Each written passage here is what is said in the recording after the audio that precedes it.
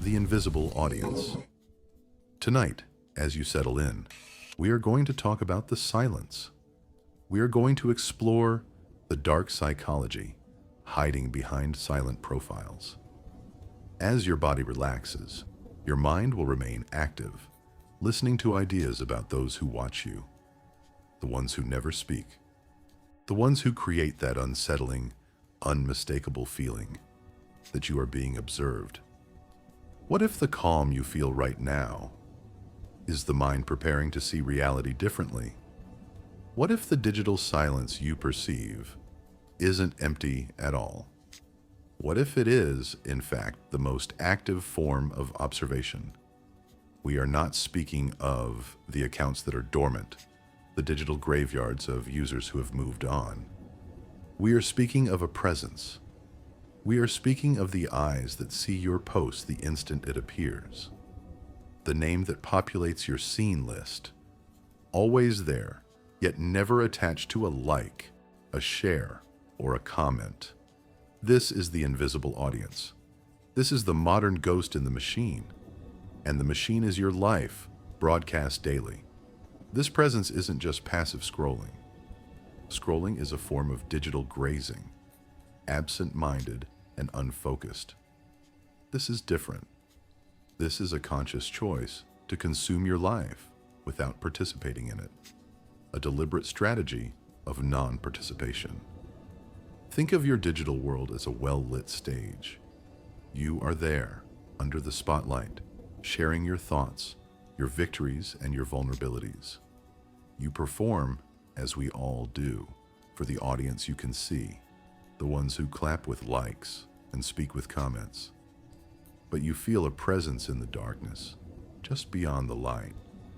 You feel it in the balconies where the seats are full, but the faces are unseen. This is the silent profile.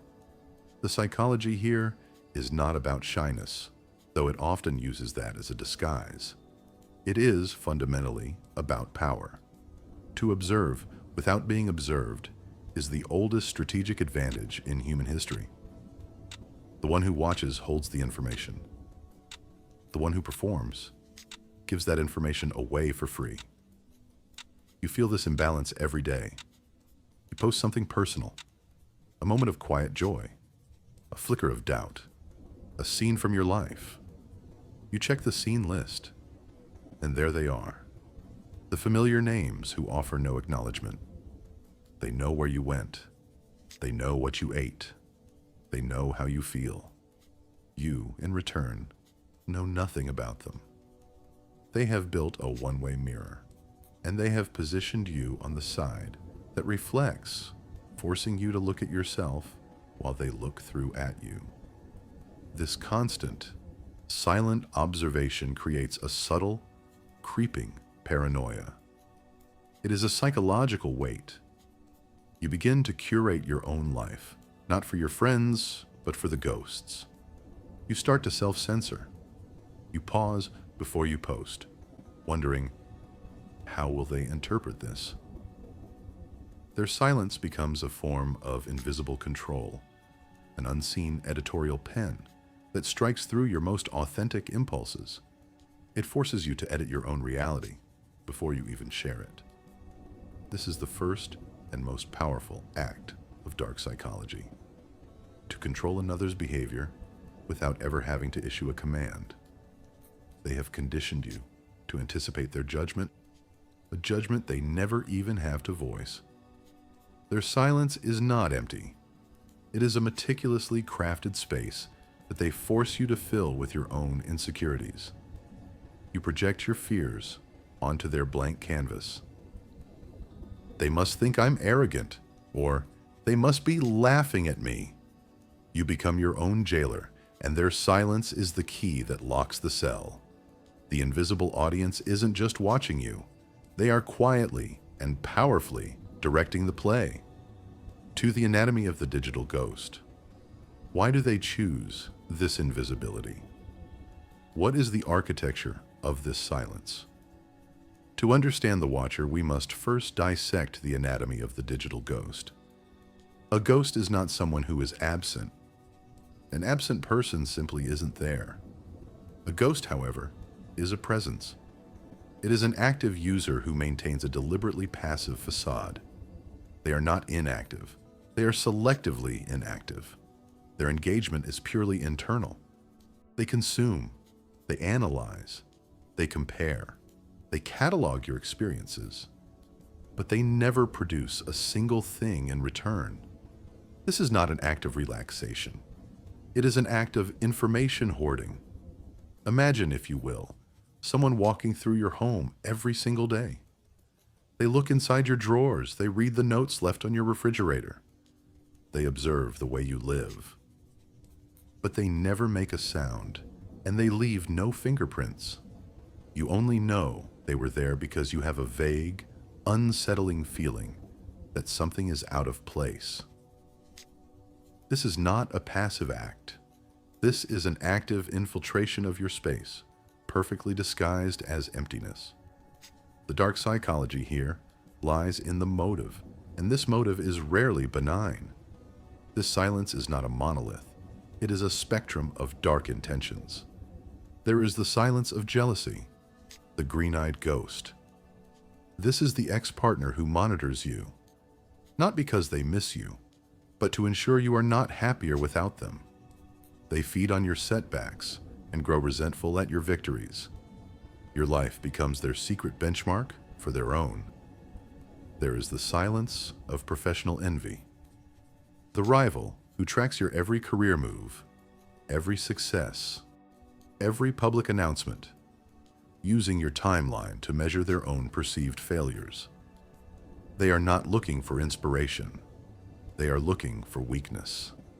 And then, perhaps most insidious, is the silence of perceived superiority. This is the user who believes they are above the conversation. They see engagement, liking, commenting as beneath them. They are the intellectual snob, the silent judge who consumes the common discourse but refuses to dirty their hands by participating in it.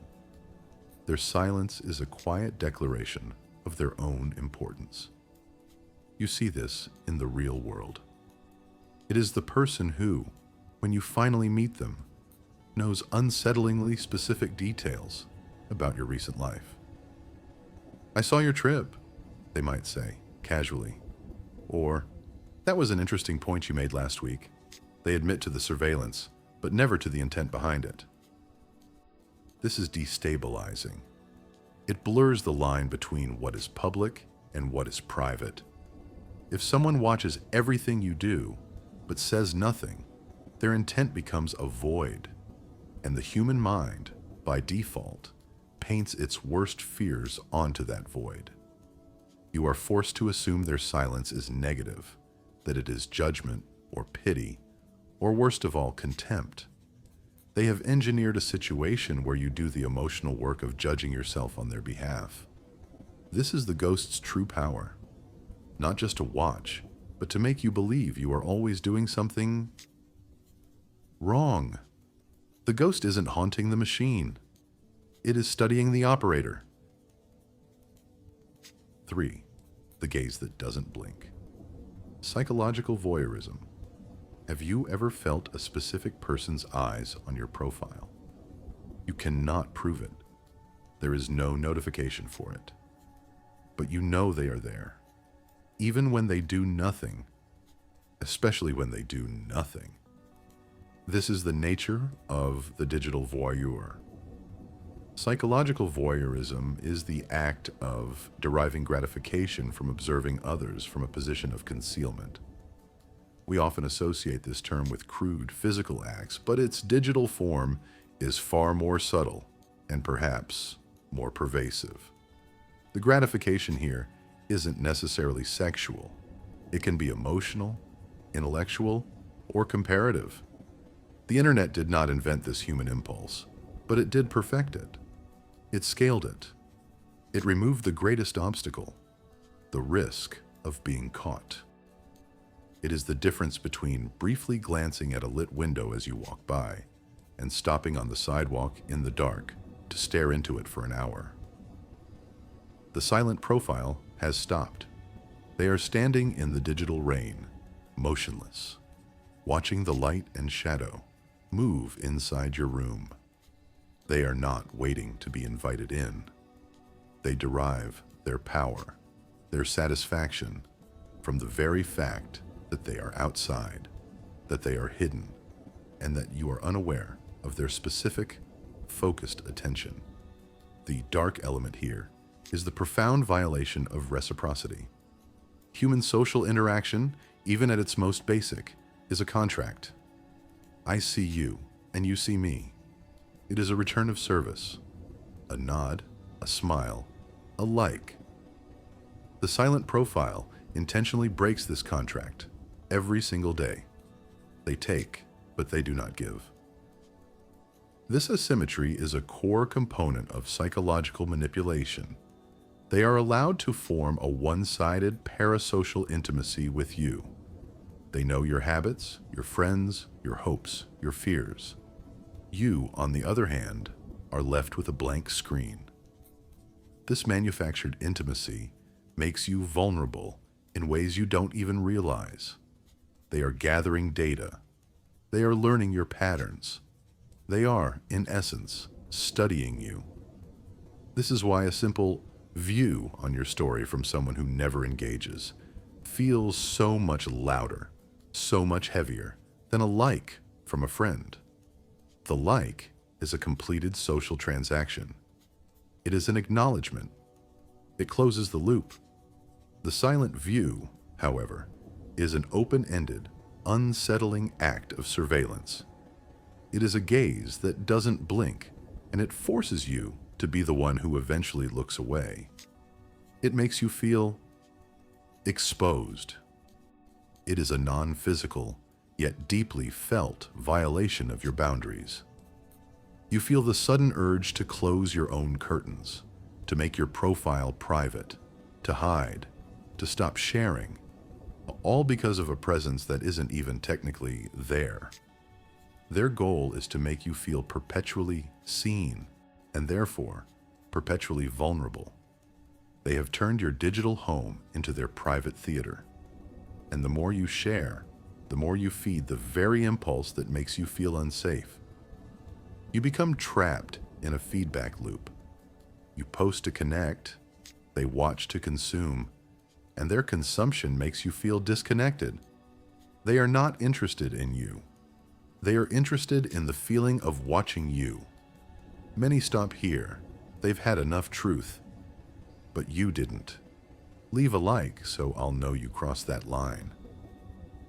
Or is it shyness or is it power? But perhaps, you tell yourself, you are being unfair. What if you are wrong? What if the watcher is not malicious? What if they are simply shy? This is the comforting explanation. This is the narrative we build to soothe our own anxiety.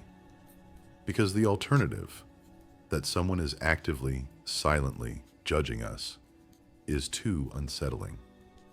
This is the explanation the silent watcher often relies on you to believe. We must, therefore, learn to distinguish between passive consumption and active surveillance, between shyness and power. Many users are simply shy. They are the digital introverts, socially anxious, worried about saying the wrong thing, fearing the very judgment that comes from engagement.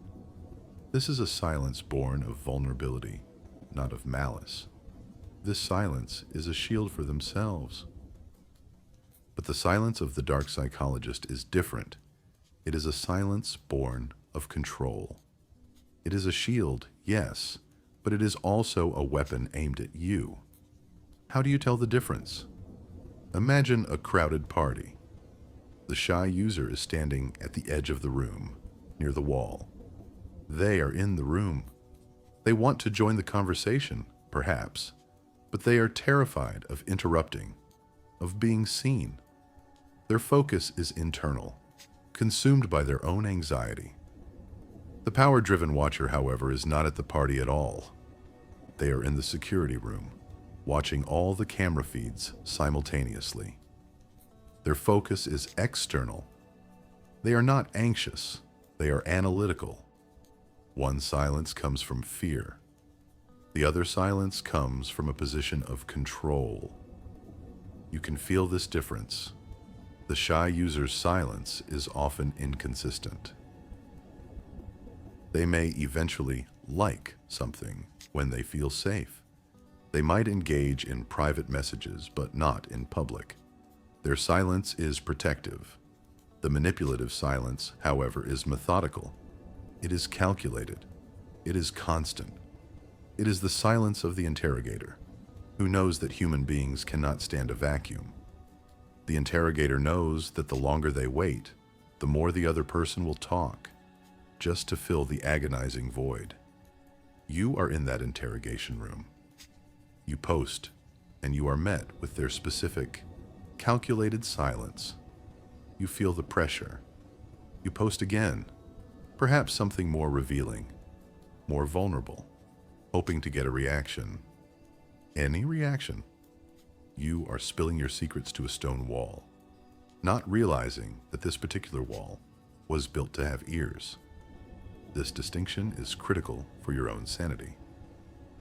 Believing all silence is shyness makes you vulnerable to this manipulation. It makes you feel guilty for wanting privacy. Recognizing that some silence is a tactic is your defense. The dark psychologist counts on you confusing their control for your own insecurity. They want you to think you are the one who is not interesting enough to warrant a reply, all while you are the only thing they are paying attention to. Shyness hides itself, fearing judgment, but power hides its intentions, becoming the judgment. The superiority complex of the non-participant. But what if the silence is not rooted in fear or envy, or even a desire for strategic control? What if the silence is disdain? What if the non-participant is watching you, not because they feel small, but because they feel superior? This is the silence of the ego. This is the superiority complex of the digital non-participant. This is the individual who has convinced themselves that to engage, to like, to comment, to share, is to be common. They see the digital world as a circus of desperate validation seekers, and they have cast themselves as the only real person in the audience. Their silence is their badge of honor, a quiet testament to their alleged intellectual or emotional refinement. They are not merely consuming your content. They are judging it and judging the very act of its creation. They are the person who scrolls through social media, not for connection, but for confirmation of their own cynical worldview. Look at all these people, their silence says. Performing for attention, desperate for validation. Let us use a metaphor. Imagine a public concert. The music is playing, and the crowd is alive. People are dancing, singing, clapping. They are immersed in the shared experience. The non-participant, however, is standing at the back, arms crossed. They are not listening to the music with joy. They are observing the crowd with contempt. They are judging the dancers. They are critiquing the singers. They aren't just watching the band. They are watching the audience and finding them wanting. Their refusal to clap is, in their mind, proof that they are a true connoisseur, too refined for such simple, collective enthusiasm. The digital world is this concert, and they are the self-appointed critic in the back row. But here is the profound paradox. Their entire sense of superiority is dependent on the very people they disdain. They need the common people to post, to share, to be desperate for attention, so they have something to feel superior to. Their identity as a non-participant is defined entirely by the participants. This reveals the deep psychological frailty at their core. Their ego is hollow. They do not derive validation from their own actions, from their own creations, or from genuine connection. They derive their validation negatively by feeding on the perceived lesser status of others. It is a parasitic form of self-esteem. They confuse their consumption with contemplation and their silence with intelligence. The impact on you, the one being watched by this specific ghost, is a feeling of being trivialized. You are not a person to them. You are an object of study, a case in their private analysis of human frailty. You are an example of what's wrong with the world. Their silence is a cold, passive judgment. They have placed themselves on a throne above you, and their silence is the impassive gaze they cast down. This is why their presence, though silent, feels so incredibly arrogant. They are, in their own minds, the only adult in a room full of children, and they want you to feel that. Their silence isn't quiet. It is the loudest, most arrogant statement in the room. 6. Information. As control. The silent hoarder. What is the most valuable currency in the digital age? It is not money. It is not fame. It is information. And some people are silently hoarding it. This profile is not the jealous watcher, nor the arrogant critic. This is the strategist. This is the information hoarder, and their silence is the most dangerous of all. This individual is driven by a cold, calculating need for leverage. They believe, correctly, that knowledge is power. And in the social world, personal knowledge is the ultimate form of power. They are not on your profile to connect, or to judge, or even to compare. They are there to study. They are building a file on you. They are learning your habits, your weaknesses, your desires, your network, and your emotional triggers. All from the safety of their silent observation post. They are the social archivist, and your life is their primary source material. Imagine you are playing a social chess game. Most people are moving their pieces openly on the board. They are posting, commenting, revealing their strategy, their intentions. The information hoarder, however, is not playing. They are standing beside the board, motionless, with a notebook. They are silently writing down every move you make. They are learning your strategy, your predictable patterns, your weaknesses. They are not planning their next move. They are planning the entire game. A game you don't even know you are playing with them. Their silence is not passivity. It is patience. It is the patience of a predator. They know that eventually this information will be useful. This is the colleague who silently watches your weekend posts, your political rants, your complaints about work. They are cataloging your indiscretions. This is the friend who never shares personal details, but is an expert at asking you questions, absorbing everything, and offering nothing in return. The conflict here is the absolute asymmetry of information. They know your emotional state, your professional victories, your personal struggles. You know nothing. This creates a dangerous imbalance that they can exploit in the real world. When a conflict arises, they will be prepared. They can casually bring up a topic they know is sensitive to you, to destabilize you. They can preempt your arguments. They can subtly manipulate conversations to their advantage, all based on data you gave away for free. And they silently collected. They have turned your human need for connection into their strategic advantage.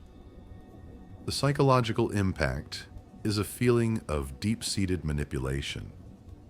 It is that creeping, paranoid feeling when you realize someone knows more about you than you knew they knew.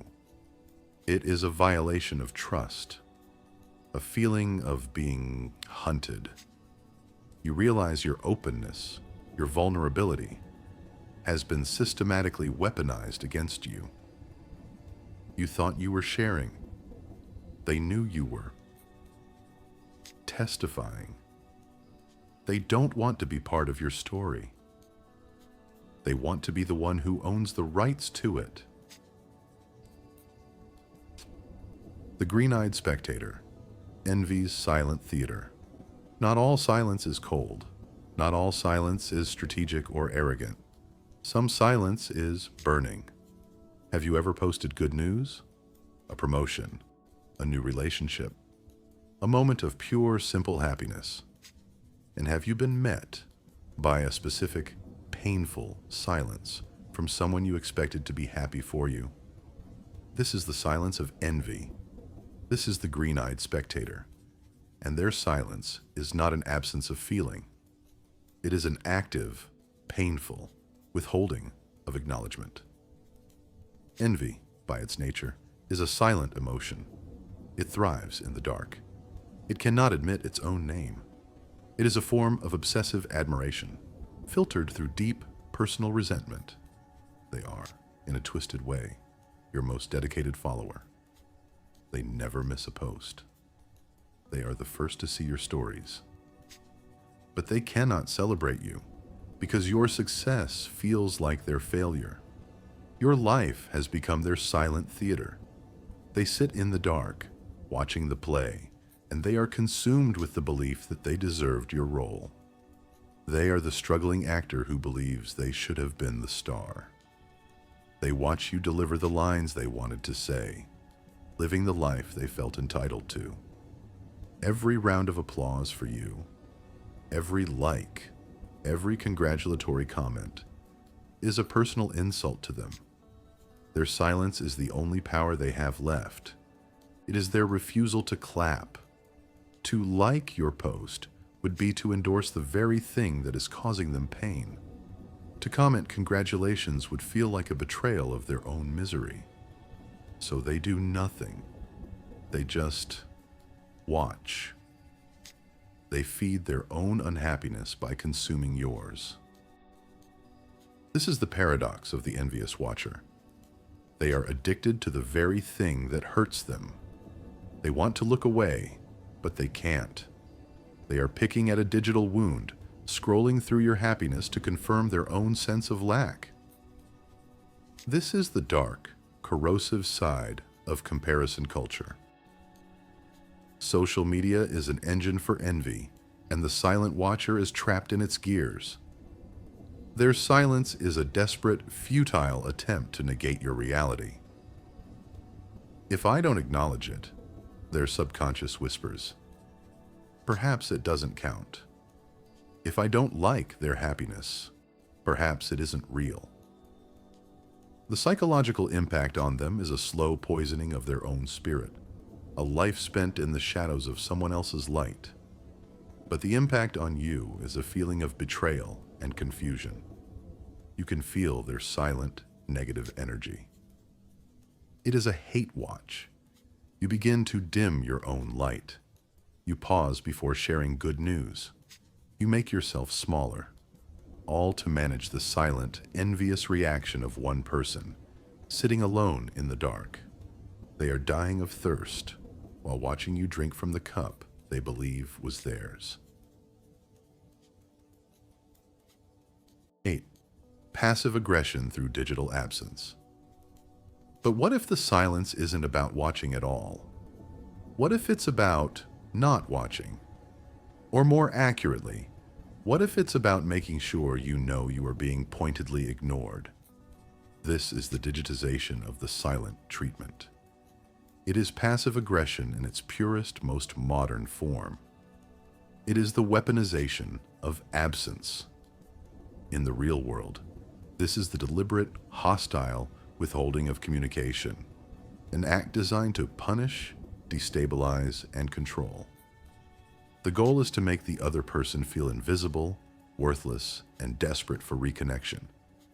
The internet has simply given this ancient manipulation a new, more public stage. It is no longer just ghosting, which is a simple disappearance. This is more insidious. This is disappearing, in plain sight. Imagine you are in a room, speaking to someone. Instead of arguing with you, they simply look through you. They do not leave the room. They stay. They make coffee. They read a book. They exist around you, but act as if you are not there. This is the digital equivalent. It is the person who suddenly stops engaging with you. They are still active. You see them. You see them liking other people's posts.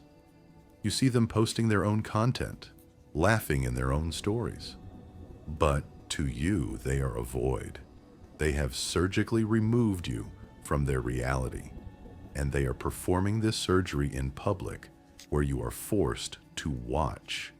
You have been demoted from a person to a ghost, and they are the ones who can suddenly see right through you. This is a profound power move. The cruelty of this act is that it offers no closure. An open argument is a form of connection, however negative. A block is a clear, definitive end. But the digital silent treatment is a perpetual state of ambiguity. It is a living ghost. The person is still there. You can see them, but you are dead to them. This tactic is designed to force you into a state of psychological torture. You question yourself. What did I do? You reread your old messages. You check their activity obsessively. You become consumed by their lack of action. They have, through their silence, forced you to center your entire emotional world around them. They are intentionally manufacturing scarcity. By withholding their attention, a resource that was once freely given, they are making that attention seem infinitely valuable. You are being trained, like an animal, to do whatever it takes to get that attention back. The psychological impact is a profound sense of powerlessness and self-doubt. It is designed to break your self-esteem. You are being told, without a single word, you do not matter. It is an act of profound disrespect, disguised as mere absence. They are proving their power by proving that you have none. 9. The Hate Watch. When silence is contempt. We have explored the silence of envy, that painful, burning desire for what another has. But there is a colder, darker silence. A silence that is not born of desire, but of disgust. What about the silence that isn't hurt, but is repulsed? This is the hate watch. It is the conscious act of following someone, not despite disliking them, but because you dislike them. The hate watcher is not a critic in the traditional sense. A critic engages with the work. The hate watcher is an anti-fan, an individual whose entire relationship to you is built on a foundation of contempt. They are not watching to understand, or to learn, or even to argue. They are watching to confirm their own negative bias. They are consuming your life as a form of negative entertainment, a human zoo that validates their own sense of superiority. This is a profound psychological sickness.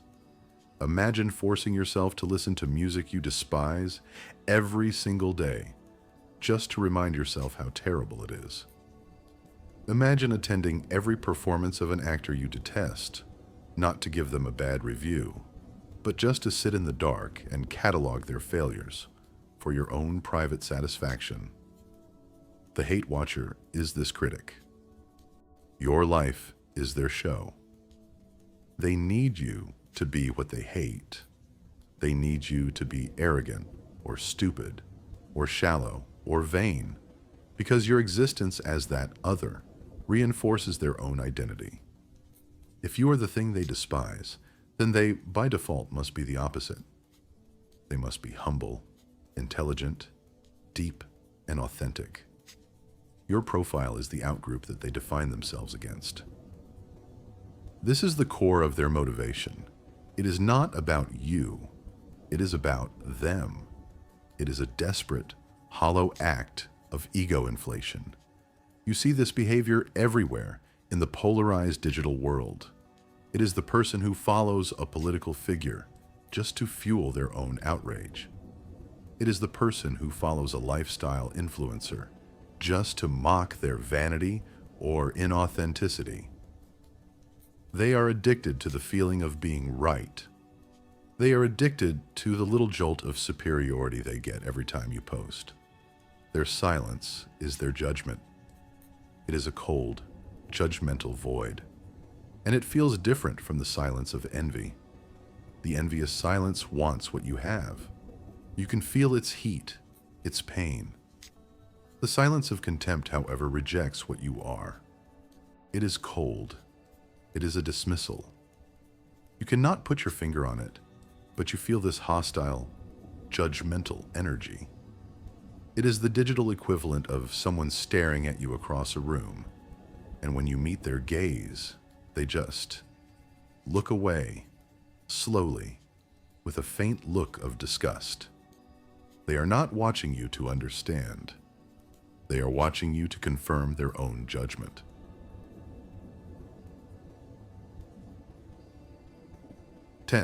The digital Panopticon, the feeling of being watched. Have you ever felt watched? Not by one specific person, but by everyone? Or perhaps by anyone? It is a vague, pervasive anxiety, a feeling that someone is always observing, even when your likes are low, even when your comments are few. This is the collective shadow cast by all the silent profiles at once. It is the psychological mechanism of the digital panopticon.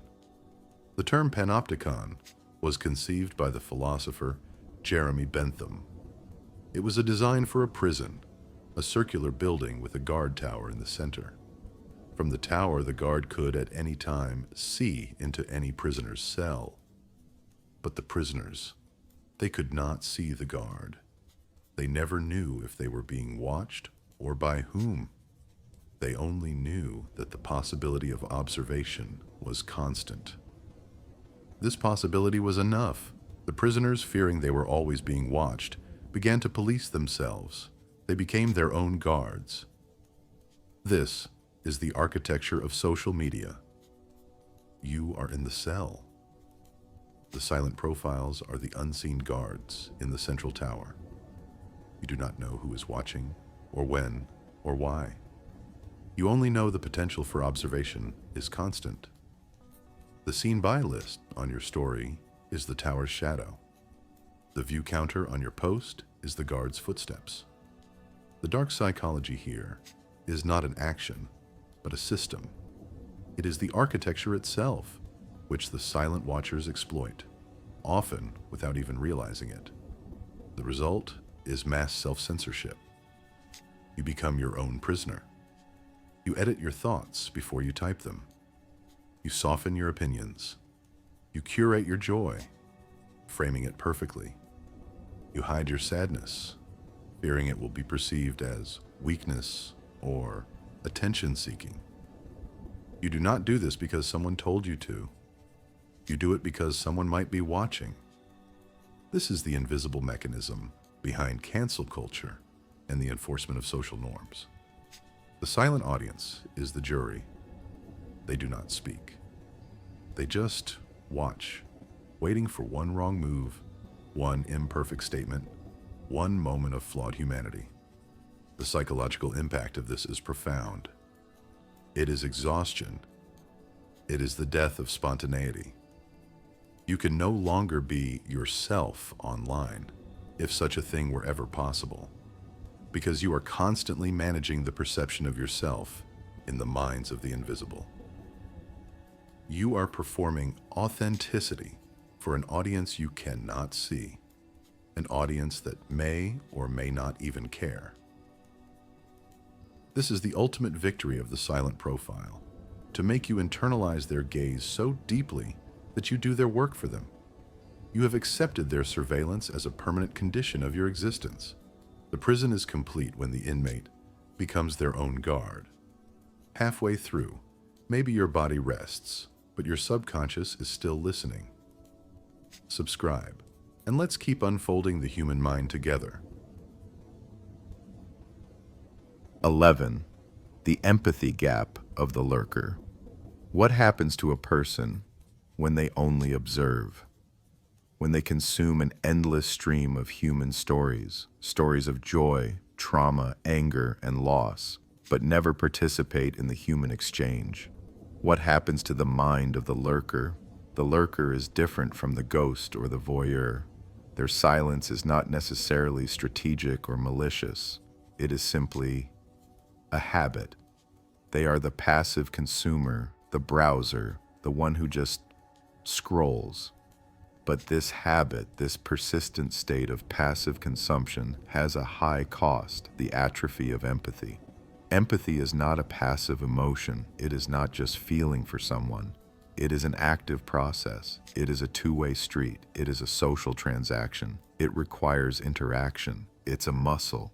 To truly feel with someone, you must engage, you must listen, and you must respond. You must offer a signal that you have received their emotion. The lurker only does the first part. Imagine watching someone fall through a thick soundproof glass window. You see their pain, you see them cry out, but you do not feel the jolt. You do not hear the sound. You are disconnected. The screen is that thick glass window. The lurker is trapped behind it. The more they watch, the less they feel. They are consuming human emotion as content. A post about a personal tragedy becomes to their brain no different from a movie, a piece of news, or a cat video. It is just more data. They see a friend's post about a deep loss. They watch it. They might feel a brief, shallow, "Oh, that's sad," and then they scroll on. There is no impulse to reach out, to connect, to type "I'm sorry," to offer anything. The social muscle of empathy has weakened from disuse. This is the empathy gap. This is the psychological mechanism that allows for online trolling and cold indifference. The lurker becomes so desensitized to human experience that when they do finally speak, it is often with a shocking, unthinking cruelty. They have forgotten that the avatars on the screen are real people with real nervous systems. The impact on the lurker is a growing, hollow loneliness. They are surrounded by thousands of people, but are connected to no one. They are information-rich, but emotionally starved. But the impact on you is that the digital world starts to feel cold, transactional, and inhuman.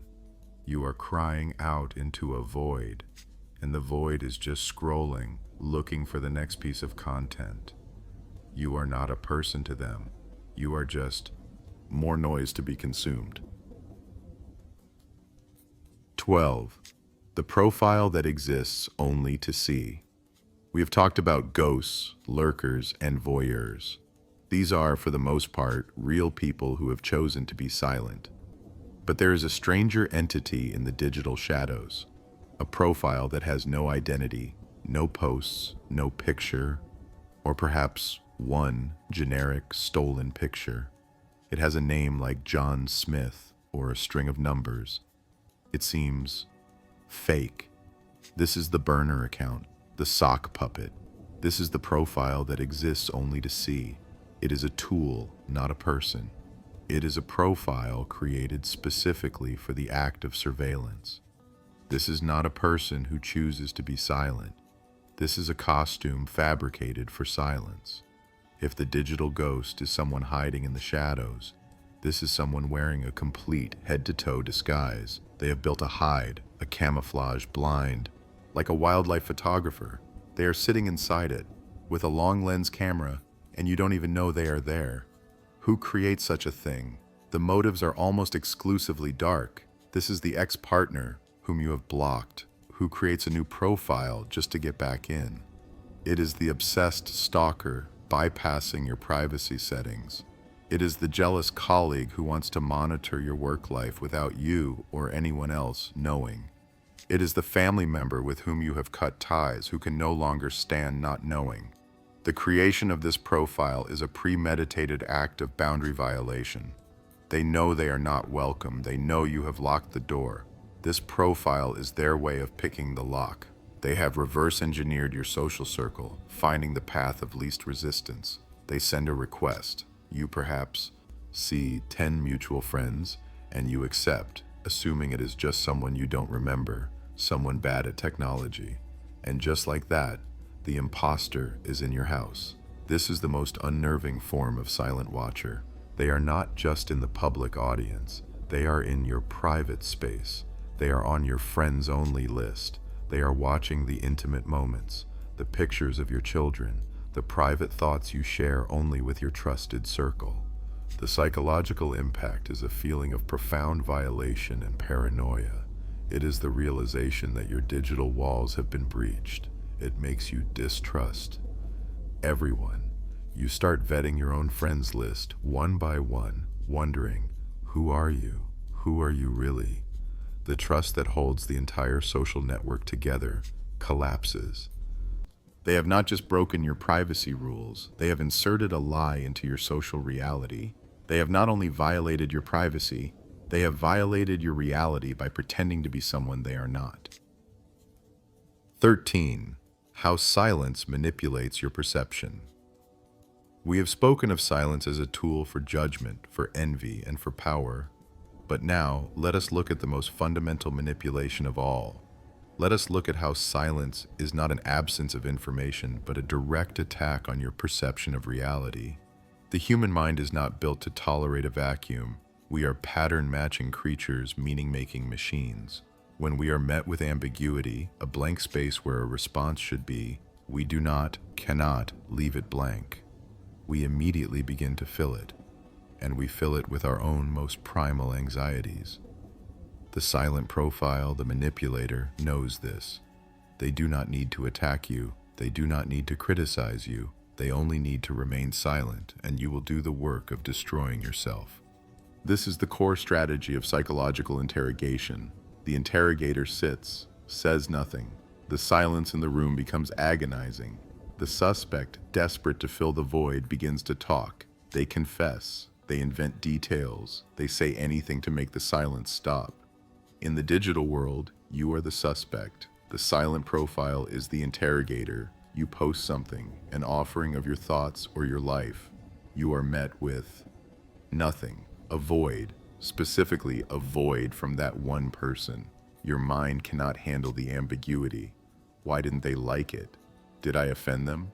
Do they think I'm stupid? Do they hate me? You are now in the interrogation room with yourself. The silence of the other person has become a blank canvas, and you are painting it with your worst fears. This is the manipulation. They have successfully outsourced their judgment to you. They remain perfectly innocent. They did nothing. But in doing nothing, they have achieved everything. They have made you question your worth, your intelligence, your likability. You have become your own accuser, judge, and jury. This is a tactic of profound control. The manipulator understands that any active response, even a negative one, is a form of engagement. It is a form of giving. An insult is, at its core, an admission that you matter enough to insult. But silence. Silence is the ultimate unpersoning. It is a statement that you do not even warrant the energy of a keystroke. The psychological impact of this is devastating over time. It creates chronic self-doubt. You stop trusting your own value. You begin to measure your worth not by what you do, but by the reactions you get or fail to get from others. You become a performer for an audience that will not clap. You post again, perhaps something more vulnerable, something more perfect, hoping to finally get the reaction, to finally break the silence. You are now a rat in a cage, pressing a lever, begging for a pellet of validation that the scientist, the silent watcher, will never ever give. They are training you, they are conditioning you to base your entire self-esteem on their withheld approval. The silence is not empty. It is a carefully crafted cage, and you are the one who locks the door from the inside. 14. The fear of leaving a digital footprint. But now, let us turn the mirror.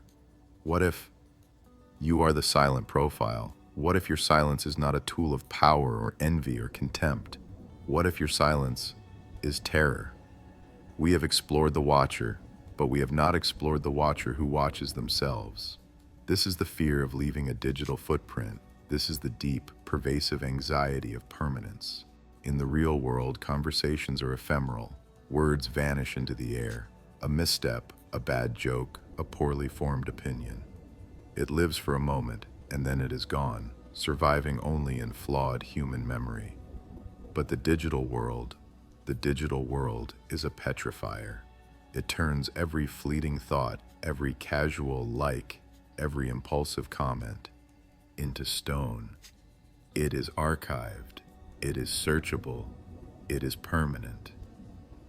And it can be brought back to life out of context at any time to be used against you. This is not the Panopticon, the fear of being watched now. This is the Panarchive, the fear of being judged forever. Imagine you are walking through fresh snow. You simply want to get from one side of the field to the other, but every single step you take leaves a deep, perfect footprint. And you know as you walk that someone, a future employer, a future partner, a future mob, could one day follow those footprints. They could analyze your path. They could judge why you hesitated here, why you turned there. The simple, joyful act of walking becomes a high-stakes, paranoid performance of correct stepping. This is the anxiety of the modern internet user. To like a post is not a simple nod of approval. It is a permanent endorsement, chiseled onto your public record. To comment is not to join a conversation. It is to submit testimony. Testimony that can and will be used against you. This leads to a complete paralysis of engagement. You become a digital ghost, not out of malice, but out of self-preservation. Your silence is an armor. You see a post you agree with. You want to show support, but you hesitate. What if this person is problematic tomorrow? What if this opinion becomes wrong in 5 years? What if I'm liking it for the wrong reasons? You see a post you disagree with. You want to debate, but you pause. Is it worth the fight? Will I be screenshot? Will I be piled on?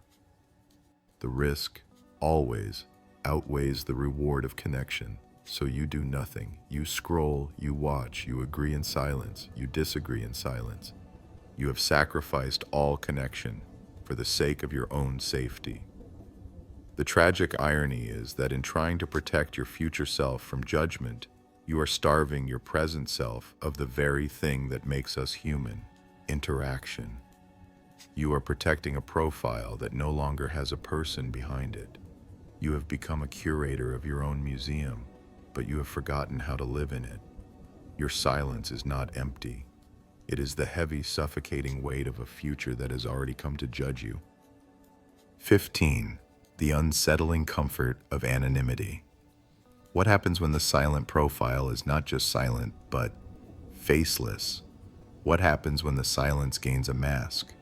We have been speaking of known ghosts, ex-partners, colleagues, envious friends. We know who they are. But the internet has created a new, far stranger shadow, the anonymous watcher. This is the profile with no name, no history, no face. This is the true digital void. This brings us to the unsettling comfort of anonymity. The ancient philosopher Plato told the story of the ring of Gyges, a mythical ring that could make its wearer completely invisible.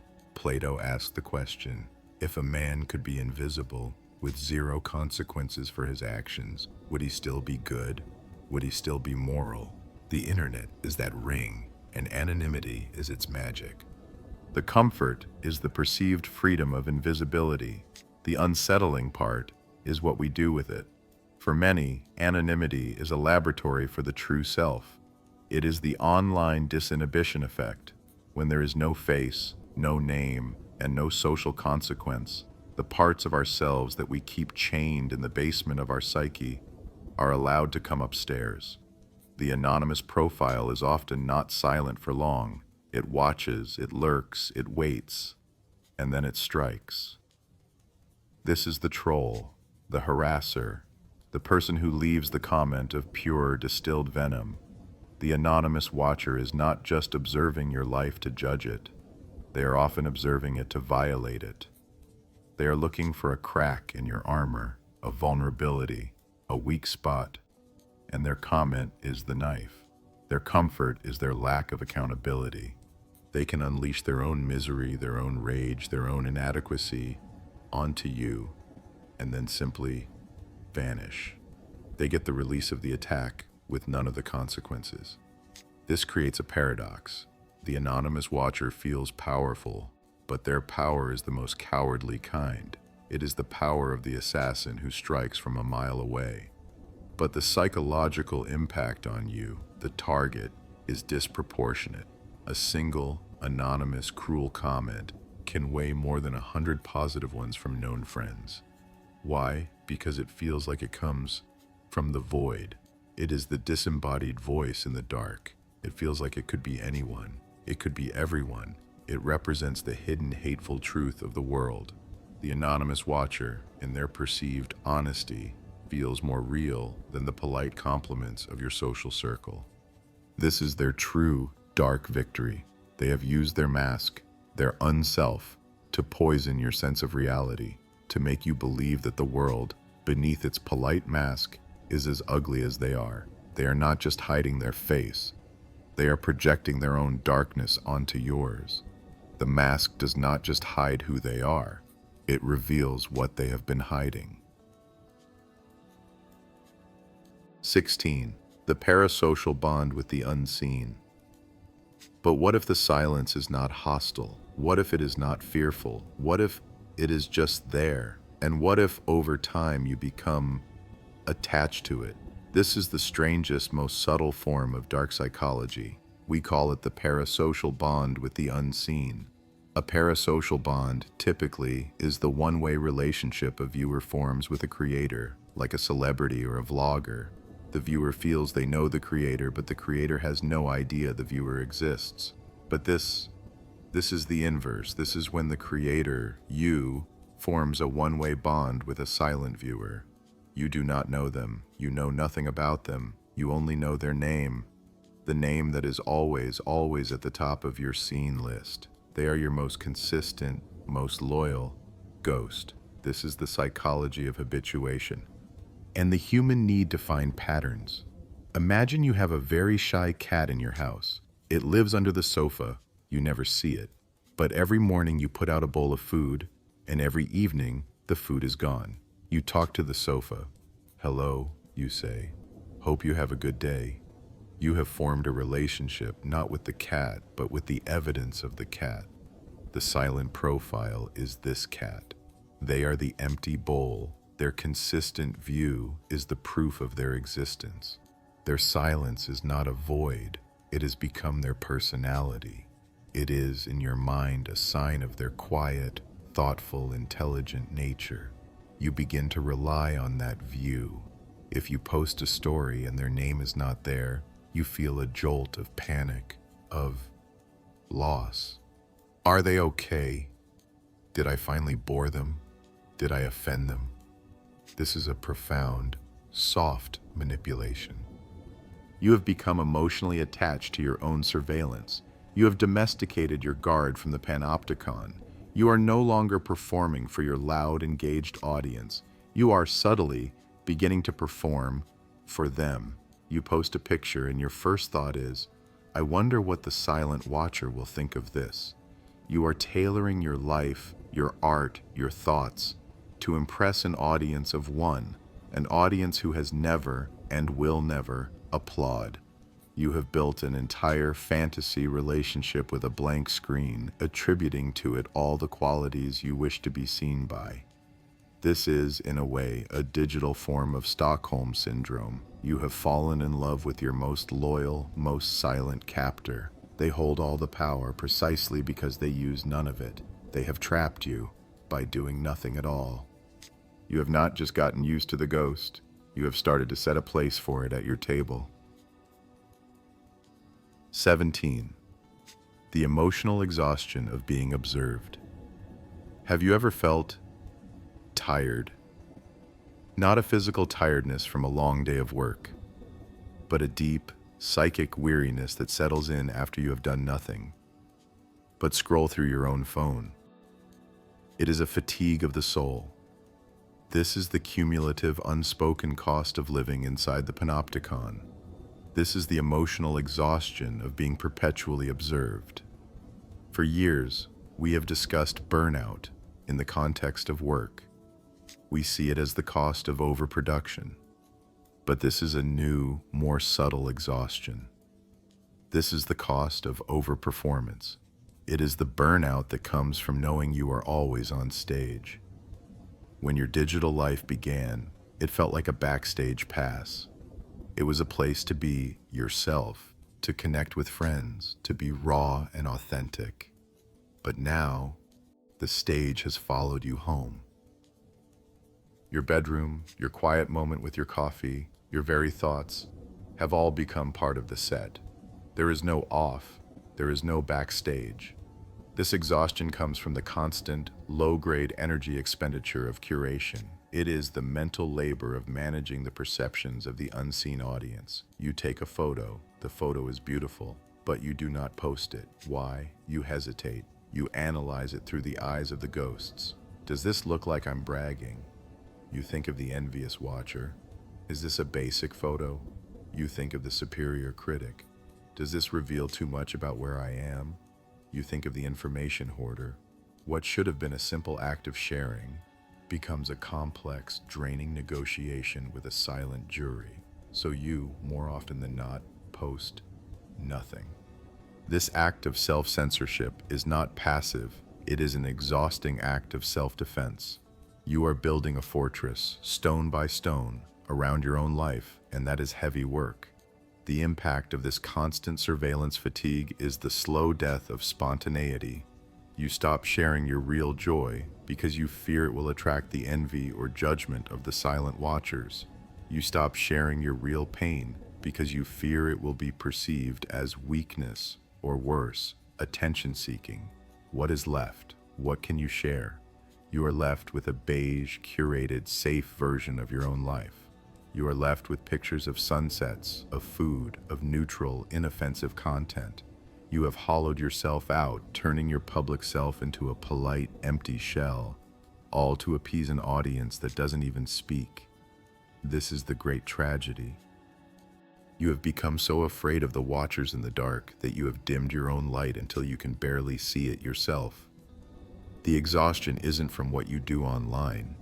It is from the infinite number of things you stop yourself from doing. It is the crushing weight of the mask you have worn for so long you are starting to forget the face that is underneath it. 18. Are they judging or just existing? But what if we are wrong? What if this entire journey into the dark, manipulative shadows has been a projection? What if the malice we feel from the silence is our own invention? This is the most unsettling thought of all. What if the silent profile is just breathing? What if they are not judging you? What if they are simply existing? We have built a narrative of malice, of envy, of power, but perhaps we have fallen victim to the hostile attribution bias. This is a cognitive distortion, a deep-seated human tendency to interpret ambiguous stimuli as hostile. We are fundamentally narcissistic creatures. We want to be the center of the universe. It is almost a comfort to believe that the silence of others is a calculated response to us. It makes us feel important. The idea that their silence has nothing to do with us at all is, in a way, even more terrifying. Let us re-examine the evidence. That person who saw your story and didn't respond, the ghost, the watcher. What if they were driving? What if they were in a meeting and they tapped through their stories absent-mindedly? What if they did like your post, but only in their head? That's nice, they thought, and then a notification came in, their child cried, their toast burned, and they moved on. What if their silence is not a judgment on you, but a reflection of their own chaotic lives? We have constructed an elaborate psychological thriller when the reality may be nothing more than mundane human distraction. You are the star of your own movie, but you are only a background extra in theirs. This is the great paradox. We are so terrified of the judgment of the superiority complex watcher that we become them. We sit, we watch their silence, and we judge it as an act of arrogance or malice. We have done the very thing we accuse them of doing. This realization forces you to take responsibility. It shifts the entire framework. The problem may not be their silence. The problem may be your demand for a reaction. Are you the manipulator demanding that everyone in your digital world perform the act of engagement to validate your existence?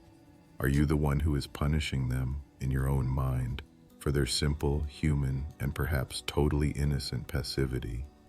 This is a possibility we must confront. The paranoia we feel may just be the echo of our own ego, demanding that the entire silent world applaud. Perhaps the silence is not a weapon aimed at you, but a simple shield for themselves, or perhaps, most likely, it has absolutely nothing to do with you at all. 19. Recognizing the watcher within yourself. There is one final ghost to confront. This one knows all your secrets. This one has been with you this entire time. This one is you. We must now, in the final moments of this reflection, be brave enough to turn the mirror fully upon ourselves. We are the silent profile. We are the watcher. We all are. We have spent this entire journey analyzing the other, the they, who watch us. But the line between the observer and the observed is not a line at all. It is a circle, and we are standing on it. You know you are. You know you have done it. You have scrolled through the profile of an ex-partner just to check. You have felt that sharp, secret sting of envy at a rival's success, and you have deliberately withheld your like. You have watched the stories of someone you find annoying just to confirm your own judgment. You have been the silent hate watcher. You have been the green-eyed spectator. You have been the information hoarder, quietly gathering data on a colleague or a date. We all contain these shadows. The digital world is an invitation to indulge them. This is the great, uncomfortable human truth. The dark psychology is not a set of tools used by a few bad people. It is a map of the human psyche. It is a spectrum of behaviors that we all participate in at different times to different degrees. We are all the prisoner, and we are all the guard. We are all the performer, and we are all the silent, judgmental critic in the audience. When you scroll past a friend's post about their child and you feel nothing, you are the lurker with the empathy gap. When you go silent on someone to teach them a lesson, you are the passive-aggressive manipulator. The internet did not invent these behaviors. It simply removed the friction. It made them easy. It made them invisible. Recognizing the watcher within yourself is not a cause for guilt. It is not a moment of self-hatred. It is a moment of awareness. It is the only way out of the cycle. Because when you can see your own capacity for silent judgment, you can finally understand why you are so afraid of it from others. You are not afraid of them. You are afraid of a part of yourself. This integration is the only way to achieve true digital freedom. When you understand why you are silent, you gain empathy for the silence of others. You can finally see their silence, not as an attack, but as a reflection of their own complex, human-headed darkness, a darkness that looks just like your own. You cannot defeat the ghost until you realize you are the one who is haunting the house. 20. The echo chamber of digital emptiness. So here we are. At the end of the night, at the end of this reflection, we are all watchers and we are all being watched. We are all projecting our fears onto the silence of others, and we are all using our own silence to project our power, our envy, or our fear. What is left? What is the final state of the system? It is an echo chamber, a vast global digital echo chamber of emptiness. A system built on silent watchers and paranoid performers is a system of profound, collective, suffocating loneliness. It is a hall of mirrors, reflecting other mirrors. Everyone is standing perfectly still, watching everyone else's reflection. No one is moving. No one is speaking. They are just observing. Reflections of observations. The system is perfectly balanced, and it is perfectly dead. This is the ultimate dark psychology. The system itself, it is a machine designed to monetize observation. It wants you to watch. It needs you to scroll. It profits from your envy, your judgment, and your paranoia. We are trapped in a feedback loop. We crave connection, so we perform our lives, hoping to be seen. Our performance, however, creates a stage which attracts the silent watchers. The presence of these silent watchers makes us feel paranoid, judged, and exhausted. So, what do? We hide. We become silent ourselves to protect our authentic selves from the judgment we perceive. And in doing so, we become the silent watchers. We become another ghost. We perpetuate the very system, the very loneliness that we were trying to escape. This is the digital tragedy. We have built the most powerful connection machine in human history, and we are using it to feel more alone than ever before. We are all whispering, but no one is listening. They are all just watching. But if the silence is a choice, then the antidote to the silence is also a choice. The only way to break the echo chamber is to make a sound, to break your own silence, to be the one who offers the like you were withholding, to be the one who leaves the kind comment, to text the friend, "I saw your story, that's wonderful," instead of just silently viewing it, to choose, to be vulnerable even at the risk of being judged, to choose connection over the cold, safe, and empty power of observation. The entire system, this entire hall of mirrors, shatters with one small, authentic, human act. The silence is a choice, and the way out has been in your hands this entire time. It is time to decide if you want to be a ghost or if you want to be a voice. If you made it this far, you're part of a small circle of restless minds. Comment, "I know the secret." We'll recognize each other there.